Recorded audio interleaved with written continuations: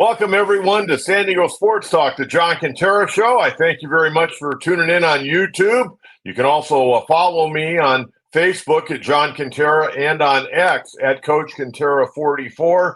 Again, it's on a YouTube channel, San Diego Sports Talk, the John Kentera Show. And if you would, please subscribe to our program. We've just really gone by leaps and bounds as far as subscribers, and would like you to be a part of it as we do this at least 2 times a week. And we may be doing a live show one of these days here real soon. We'll talk about that in our next podcast that will take place on Thursday. So stay tuned. We're going to do our very first live YouTube podcast coming up here in the very near future. But we got a lot to cover. Hope everyone had a great weekend.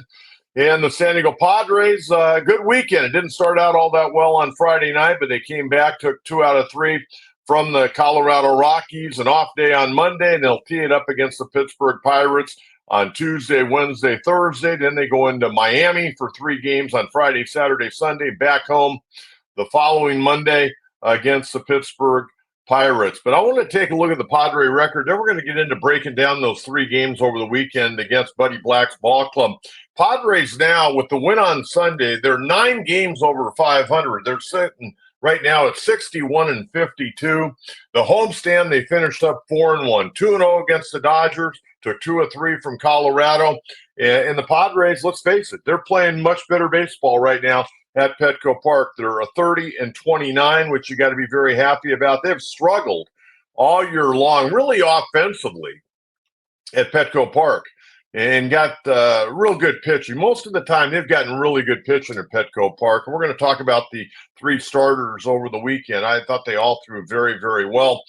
Padres road records, they head back out on the road, 31-23. That's one area. Not only have they been consistent winning, but they've been very consistent on the road swinging the bat. They've been a much better offensive team out on the road this year. Since the All-Star break, the Padres, red hot. They're 11-3. I mean, they came out of that break, and let's think about it. They were kind of struggling there going into the break, but, man, they've come out of the break and just playing fantastic baseball. Again, 11-3 at this point. You got to be very happy about that. Okay, let's talk about the games over the weekend. Sunday, they take the rubber game. Matt Waldron, coming off that rough start against the Dodgers where he gave up 5 runs in the first inning and then settled in for 3 more shutout innings, bounced back. Think about where the Padres would be without Matt Waldron. I mean, we didn't expect anything out of Matt. I mean, seriously. I mean, he was kind of a guy you threw in there last year. Hey, we need a guy to be the 5th starter. Hey, Matt Waldron, come on up from El Paso. You're going to be in the rotation. Guy got off to a tough start. And he had to be kind of wondering about what his future was with the Padres and maybe even what his future was as a major league pitcher. But, man, this guy has been nails. I mean, his numbers just continue to get better. And on Sunday, he went out there 5 2/3. He gave up 2 hits and 1 run, gave up a home run. And that was it. I mean, doing just an incredible job. Had 7 punch-outs, walked 2, got the win, 7-9 now, and his ERA at 3.79. I mean, as far as a 4th or 5th starter, this guy has been just absolutely nails. And I don't know about you, but I enjoy watching him pitch because he's a pitcher. He doesn't go out there and throw 97, 98, 99 or touch 100. He's working at 90, 92, 90, 92, maybe touch 93 if he really humps up. Got the knuckleball, cut fastball, done an incredible job. He really done a great job. And the bullpen on Sunday, they did an outstanding job. Adrian Morejon came in, gave up a homer, but he's throwing the ball well. He won an inning in the 3rd, ERA at 2.78. Padres are finally getting something out of Adrian Morejon after signing him way back when he was a 16-year-old kid. Jeremiah Estrada bounced back 1 inning with a strikeout, and Yuki Matsui came in and threw the ball very well. You know that Matsui, he's had his struggles this year. And I know you fans were kind of getting on him a little bit, but you know what? He's found a way to go out there recently and really whittle his ERA down. He's down to a 3.23 ERA. I don't know about you. I'll take that. I mean, I'll definitely take that. And you got to remember something. When you're bringing in players from foreign countries, there's an adjustment period. Now, some guys come over, whether it's from Korea, whether it's from Japan, and they come in, and some of them just don't make it here. They get a contract, they're here for a couple of years, and they go back to their country. But Matsui, like a lot of guys, Ha-Seong Kim, same thing for him that first year. He had to get used to a lot of things, not just living in San Diego, living in the United States. He had to get used to what it was like to hit a major league fastball. And I know he's had his struggles this year, but he had a really good offensive season a year ago, and every year he's gotten better. This year, offensively, has been a little bit of a struggle. I think he's tried to do a little bit too much. But Matsui has really done a nice job recently. And the big thing with him, he's throwing strikes. He's not falling behind in the count. And on Sunday, Padres blasted 3 home runs. How about Kyle Higashioka? I mean, who would have signed him up to hit 13 home runs? Well, he's got 13. That's a new career high, by the way. The last 3 years, he'd hit, 11 home runs, 11 home runs, 11 home runs. And this year, he's got 13 home runs and been primarily the backup catcher. Now, he's caught a little bit more than your usual backup catcher because of Campusano's injury earlier in the year. But Higashioka hit one over the boards. Jerks and Profar got his 19th homer. And David Peralta, man, he had a good day. He had a good day in right field. He robbed Sam Hilliard of a home run, pulled it back in the yard, going up against the wall, and then he bombed a 3-run homer. I've always liked David Peralta. I was hoping in 2022 the Padres were going to get him, but the Diamondbacks ended up trading him to Tampa. Last year he spent a year and did a good job for the Dodgers. But I'm glad they got Peralta. I know he's a little long in the tooth now, 36 years of age, but he still gives you a really good quality at bat. No question about that. So the Padres, a big win to take the rubber game on Sunday. They out-hit the Rockies Sunday 12-5. Profar also had a double in that game. So good to see him swinging the bat well. Again, Jake Cronenworth, who we're going to talk about here in a minute. Cronenworth, a couple of doubles and a couple of RBIs against right-handed pitching. And we're going to talk about Jake here in just a minute. Then you go to Saturday. Martin Perez making his Padres debut. A guy that came in with a very, very high ERA with Pittsburg. He's had a nice career.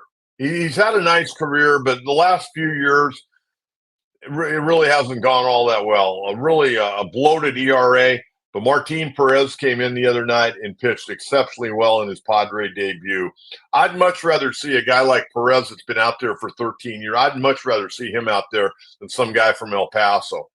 No offense, Adam Mazer, who has moved on to another organization now. But I trust veterans. And they know how to add and subtract and hit corners and pitch around a guy to get to that guy in the on-deck circle because they don't want to pitch to a tough right-hander. They'll wait for that young left-handed guy that might be a little antsy in the box. So Martin Perez went out, 6 innings, 3 hits, 1 run. It was a homer. 7 strikeouts and didn't walk a batter. Didn't get the win. Jason Adam came in. Pitched very, very well. 1 inning, 1 hit, did give up a run. Jason Adam came in and was fine, but Tanner Scott making his Padre debut, he gave up a homer to his old buddy Jacob Stallings. How about that? Stallings comes off the bench as a pinch hitter, and he's just looking dead red, and boom, home run pinch hitter. He caught Tanner Scott in Miami. So he knows all about Tanner Scott, but Tanner Scott also ended up striking out a couple of batters that inning. Robert Suarez, 1 inning, dropped his ERA down and picked up his 24 save. And Xander Bogaerts, a 2-for-3 night with an RBI. But Xander Bogaerts, he's been a completely different hitter since he came back from the IL. And then Friday night, that was a frustrating one. Austin Gomber, soft tosser. He came into the game at 2-7, high ERA. He went out there, mixed and matched, 7 innings, 5 hits, 2 earned runs, a walk, 6 strikeouts.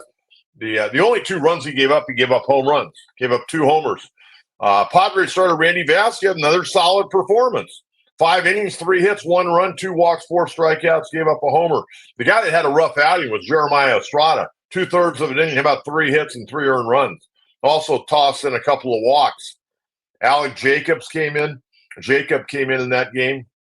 2 1/3, 2 hits, a run, and Yuki Matsui, 1 inning and 1 strikeout. on Friday night. Manny Machado, a big night, 2 for 4, a double, a homer, and Donovan Solano, his 4th homer. But the Padres lost that ball game 5-2. Austin Gomber pitched very well, pitched up his 3rd victory of the year and lowered his ERA to 4.66. I get so irritated when the Padres lose the guys, and Austin Gomber's not bad. He really isn't. We know Colorado's not good. But I really get upset when the Padres lose to a guy that has an ERA getting close to 5, and they've lost to some guys this year when the ERA has been over 5. Okay, we need to have a really frank and honest discussion about Jake Cronenworth being in the lineup against left-handed pitching. Now, we saw Mike Shildt a week ago. Pinch hit for Cronenworth late in the ball game with Donovan Solano, and Solano with the bases loaded hit one past the third base bag and won the ball game. Jake Cronenworth had a miserable month of July, just all around offensively. He hit 198. He was 16 for 81, 198 average, a 278 on base percentage. That's against right-handers and left-handers. But what we need to talk about today, and I know, and I like Jake. Jake's my type of ball player because he's a guy that likes to get his uniform dirty. He's a baseball rat. I mean, everything that I love about baseball, Jake Cronenworth embodies. But you're out to win baseball games. You're not out to win popularity contests. And I think Mike Shildt needs to have a serious conversation with himself first and his coaching staff. But he's going to need to sit down and talk with Jake Cronenworth a little bit, because I really believe that he needs to sit Jake Cronenworth against most left-handed pitchers. And the reason, and I'm going to give you the reason right now, there's a couple of reasons. Number one, Jake has been next to awful. I mean, next to awful against left-handers this year. And Donovan Solano has performed very well against left-handed pitching. And you would expect that, right-hand hitter going against the left-handed. But let me give you Jake Cronenworth's numbers. And then on our little message board, I would like you to tell me what you think you would do if you were the manager of the ball club.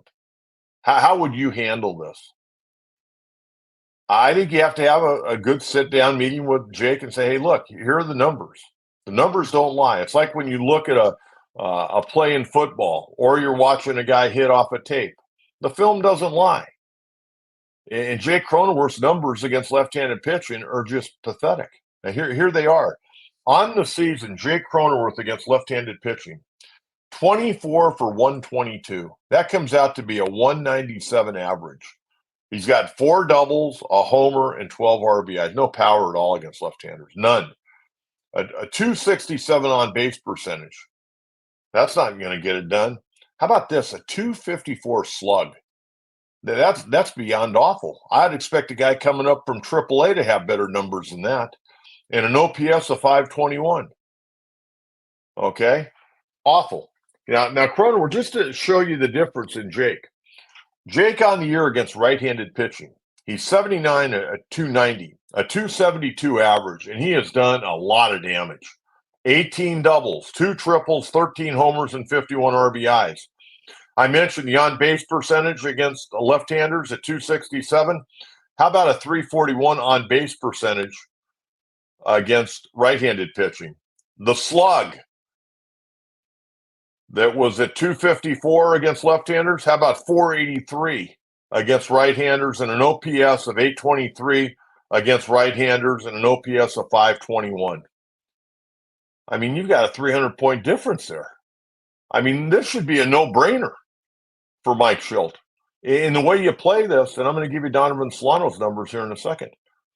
If you start Solano and you got a lead, then you bring Cronenworth in for defense at first base. That's how you handle it. But you got to give Solano some opportunities. Now, Solano on the season's hitting 300 right now in 180 at-bats. I mean, he's approaching 200 at-bats, and he's hitting almost 300. But against left-handed pitching, he's even better. A 307 average, a 381 on-base percentage, a 467 slug, and an 848 OPS. How can you not play Solano over Jake Cronenworth against left-handed pitching. You got to do what's best for your ball club, and that's what would be best for your ball club. At least early in the ball game, you get the lead, then you go defense. But Mike Schoop's got to seriously consider this. I'm sure he's thought about it. He hadn't really made the move yet. I'm okay with Luis Arraez being the designated hitter. He's not going to win any Gold Glove anytime soon. You know, he's been adequate at best at first base. Let him be the DH. Get Solano in there against left-handed starting pitching. Let Cronenworth sit. And two things. Number one, Jake will be a little fresher as the season goes on. And not only that, it may motivate him a little bit more and give him some mental time off to think about what he's doing against left-handed pitching. Not that you're not going to let him ever hit against a left-hander again. There are going to be times where he has to. But you got to get Solano in there. Solano's had too many big hits for this ball club this year, the way I've seen it. And like I said, those numbers don't lie. And they're unbelievable in the wrong direction for Cronenworth right now. Unbelievable in the wrong direction. Okay, let's get an update on Joe Musgrove. And again, I'm going to hold my breath on this one. I want Joe to come back. We all want Joe to come back. Mr. and Mrs. Musgrove, family, they want him to come back. Joe wants to come back. Well, unbelievable what happened to him over the weekend. He was supposed to pitch in Double-A San Antonio, but he wanted to see Martin Perez, pitch. So he was going to take a later flight out on Saturday. Well, that later flight by Southwest Airlines got canceled. So Joe couldn't go to San Antonio to pitch on Sunday. So he ended up having to go to Fresno and pitch for Lake Elsinore. And the numbers were not good. The numbers weren't good, but I learned a long time ago, don't take necessarily those numbers and make a decision. The biggest thing with Joe Musgrove, how does he feel today and tomorrow? That's the big deal. How is he going to recover? Now, his numbers, just to share them with you, pitching for Lake Elsinore up there against Fresno, 3 1/3 innings, 4 hits, 2 runs, both earned, no walks, 2 strikeouts, hit a batter, 43 pitches, 35 strikes, both runs scored in the 4th inning. He retired the leadoff hitter, gave up a 1-out single, then allowed an RBI triple. Then they took him out of the game, and the second run scored after he left. But hopefully, he's going to be able to get back and be healthy and stay healthy. Now, the plan, and again, you know what the Padres, the plan changes 38 different times sometimes. The plan is Joe's going to join the team in Pittsburgh. And then they're going to make a determination whether or not he's going to make another minor league rehab appearance, or they're going to throw him back into the rotation. Personally, I think he needs to pitch a little bit more. I don't necessarily want to run him out against major league hitters. I want to build up that pitch count a little bit. Now, that's me. I'll let the Padres decide. They may figure, hey, you know what? He looked good enough. We're going to throw him out there. He's better than what we'd bring up if we had to bring somebody up. But right now, they're fine. They don't have to rush Musgrove. They don't have to rush him. Now, Michael King, who hasn't pitched for a few days, he hasn't pitched since July 27th when he took a comebacker on his left calf. He threw a bullpen on Sunday. He should return at some point, hopefully in the Pittsburgh series. Again, remember, Tuesday, Wednesday, Thursday, Pittsburgh, and then Friday, Saturday, Sunday in Miami. In Miami, they had a pretty good weekend overall against the Braves. They're playing a little bit better baseball. Can't take any of these teams lightly. Like I say, it's not who you play, it's when you play them. And, we've run into that. But Michael King should return, and we'll have to wait and see what the Padres want to do with Joe Musgrove. Okay, now as far as pitching matchups, I wish I could tell you what the Padres are going to do. They made no announcement. Maybe they'll make an announcement late Monday afternoon. Obviously, they'll have one by Tuesday morning. But right now, they've not listed any one of their pitchers for the Pittsburgh series. I will tell you this. Padres, now I don't know if they're going to be as fortunate when Pittsburgh comes here a week from now on that Monday, Tuesday, Wednesday, but they are going to miss Paul Skeens, and they are going to miss Mitch Keller, who is a 10-game winner. There's people, I was reading some stuff over the weekend. There's some people right now that think if Paul Skeens keeps doing what he's doing, he could actually win the Cy Young. And he started the year in the minor leagues, but he ended up starting the All-Star game. His numbers are a joke. And I know if he pitches in San Diego, I don't care if it's Monday, Tuesday, or Wednesday. Well, Padres got 36 sellouts right now. They'll sell that game out.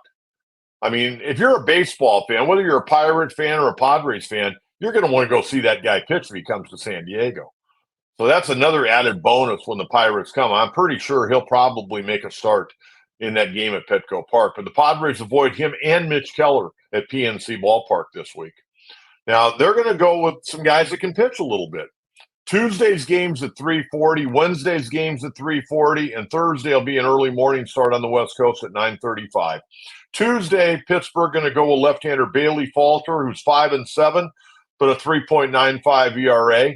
Another left-hander. Let's face it, Padres have struggled against left-handers this year.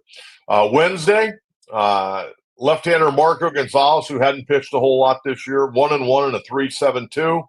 And then the final game in that series, Pittsburgh going to go with right-hander Luis Ortiz, who's throwing the ball really well. He's got a 5-2 record and a 3.21 ERA. So that's the matchup. And again, the Padres haven't made a determination on what direction they want to go. I would think Michael King's probably going to be in there. Maybe Randy Vasquez might get a start. I'm thinking he threw on Friday night. Would Musgrove? Probably not. Probably, I would think if he pitches, he'll probably come off the IL in Miami. But we'll have to wait and see on Joe. Okay, let's take a look at the National West standings, and we'll also take a look at the wild card. Let's take a look at the West. Dodgers took 2 out of 3. They lost the game on Friday night, kind of like the Padres, and they came back and won the final 2 games against the Oakland Athletics. It looks like they're going to get Freddie Freeman back. His little boy, Maximus, released from the hospital on Sunday. That little boy, he had a rough go, and thank God he pulled through, and the family were able to take him home on Sunday. So I would imagine Freddie Freeman going to be back in the lineup, maybe as early as tonight. They're opening up the series at Dodger Stadium against the Philadelphia Phillies. But the Dodgers right now still hold a 4.5-game lead at 65-47. Padres sitting there at 61-52 and playing great baseball. Padres have won 8 of their last 10. Dodgers, you see, have dropped 6 of their last 10. Arizona Diamondbacks continue to play very good baseball. They've won 8 out of 10. They're at 60-52. They're a half game back of the Padres right now, 5 games back of the Dodgers in the division. The Giants trying to climb back to the 500 mark. They're playing much better baseball right now. 7 of their last 10. They're 56-57, and they're getting some help on the mound right now. And then the Rockies struggling along at 41-72. Let's see what the Dodgers are able to do. If they get Freddie Freeman back, Mookie Betts ought to be coming back. Max Muncy ought to be coming back. They're hoping to get some pitchers coming back. Going to be interesting to see if the Padres can continue to try to whittle that lead down in the division. Let's take a look at the wild card. Wild card's all over the roadmap right now. And when you look at the Atlanta Braves, they're scuffling. I mean, they're really scuffling. They lost those final 2 games down in Miami to the Marlins, but they're at 60-51.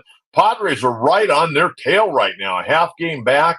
Arizona, right there, a half game back of the Padres. The Mets, a game and a half back. The Cardinals, they took a tough loss. In fact, they lost 3 out of 4 in Chicago, but they're 57-55. The Cardinals scare me a little bit. They really do. They're 3 games back.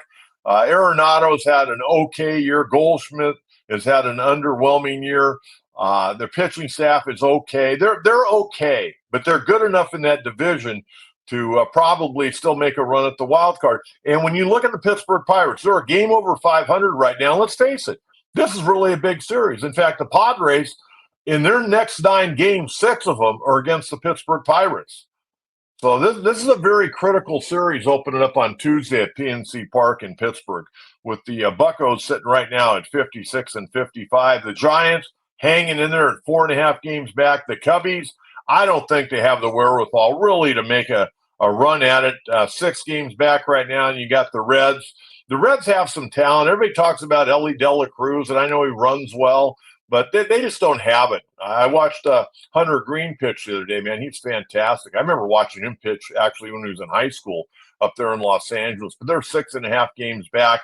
But the Padres right now, the way they're playing, they might be able to be the number one wild card. But hey, just get into the tournament. Just get into the tournament. That's the main thing. So there you have it. Okay, closing comments. The Olympics. I don't know how many of you are into the Olympics. I love sports in general, and I've really enjoyed the swimming. The gymnastics have been fantastic. Beach volleyball has been great. I've watched a little indoor volleyball. I watched the shot put. Ryan Krauser winning it for the third consecutive Olympics. Joe Kovacs coming in second. How about that? The two weightmen for the United States, 1 and 2, they've done that the last 3 Olympics. That's the first time ever that 2 people in 3 Olympics have finished 1 and 2 in that order. Krauser number 1, Kovacs number 2. Watched just a lot of different events. Watching basketball, enjoying it. Watch track and field. Noah Lyles, nice lean at the tape. I just love sports. I love athletic competition. And I know some people probably get turned off, but you know what? I don't necessarily care what country you're for. I just sit there. I'm hoping the United States wins every race and every match and every game. But I just love to see people compete at the highest level. And the Olympics are just amazing. I know it's not the way it was when we were kids growing up. They were so-called amateurs back in the day. Now a lot of these folks make money, and that's fine. It doesn't hurt me one way or the other. I just like to see great athletes compete, whether they're male or female. Watched a little bit of boxing. I've watched a little bit of everything, even canoeing, fencing. I've watched a little bit of it all. But and I'm looking forward to continuing to watch it. I've been kind of monitoring San Diego State football a little bit. They had, I think, a pretty good week of practice, their first week in the books. They open up on August 31st, 5 o'clock, Snapdragon Stadium against Texas A&M Commerce. Going to be a fun year. I really don't know what to expect. This one time when you look at a team like the Aztecs, I have no idea. I think they're going to score points. I don't know if they're going to be able to stop anybody. We're going to find out here soon enough. But getting back to the Padres are playing great. I mean, if they played 500 ball the rest of the way everybody else is playing, they're going to be fine. They're 9 games over 500 right now. I mean, last year they were 2 games over, and they just missed the playoffs, and they had a miserable year. That was an uphill battle all year long last year. They can play 500 ball right now. They're going to get in. They're 9 games over 500. And once they get in, I got news for you. And I'm not sitting here, being a big cheerleader with my brown and gold glasses on. They get in, and they got guys healthy. I mean, seriously. I mean, Dylan Cease, I would imagine he's going to pitch in the Pittsburg series. I would think he might be the leadoff hitter. We'll see. But, I mean, Cease and King, I mean, you got those guys go. Those guys can flat out pitch. Waldron's pitched great. I don't know how he'll map out in a playoff, because normally in the playoffs, you got to have some power pitching. But you get into the playoffs with Cease and King, and if Musgrove can come back, I'm not counting on you, Darvish. I mean, I don't know if he's even working out right now. Maybe he is. But I'm not counting on him at all this year. But with that bullpen, I mean, you only have to, in the playoffs, you only let guys go 4, maybe 5 innings, and then boom, you go to the bullpen. That's the biggest thing. When the Padres made those deals to get Jason Adam and Brian Hoeing and Tanner Scott with what they've already got, you can play 5-inning ball games, man. You can't wear your guys out going to them every night, but they can play 5-inning games and then play the bullpen game. Padres are sitting in really good shape right now. You get to the playoffs, man, anything can happen, but the Padres got the arms. This is a good ball club. I wouldn't have said this a month ago. This is a good ball club. Now that Xander's back, everybody kind of knows their roles. Jackson Merrill's continuing to hold up pretty well. Profar's hanging in there, doing a nice job. Playing pretty good defense overall. Manny's starting to come alive. There's a lot to be excited about, folks. There really is. I don't know if they can catch the Dodgers, but it doesn't matter. Just get into the tournament. And we know from what happened a couple of years, you get in the tournament, anything can happen, and you can play some exciting baseball. Who knows? Maybe this will be the Padres' year. We'll just have to wait and see. I want to thank you again for tuning in. And reminder, we're on YouTube.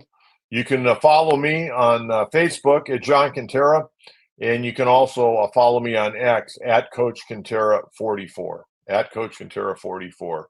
Until next time, have a great week. Let's hope the Padres have a great run against the Buccos. Hopefully, they're not raising the Jolly Roger against the Padres, and then the Padres will finish up the weekend, Friday, Saturday, Sunday, down in Miami before coming home on next Monday.